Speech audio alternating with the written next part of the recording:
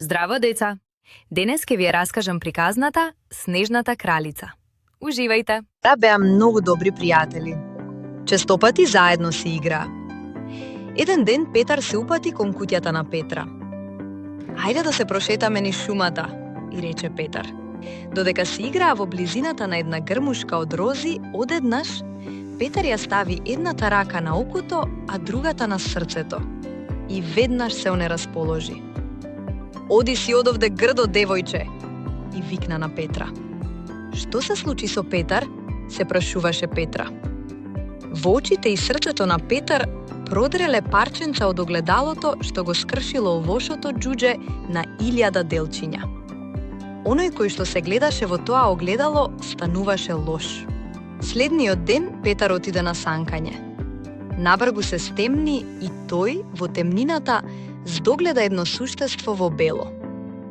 Која си ти? Праша Петар.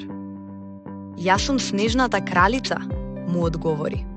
Го зеде Петар и го однесе во своето кралство. Петра беше многу тажна, бидејќи не знаеше каде е Петар.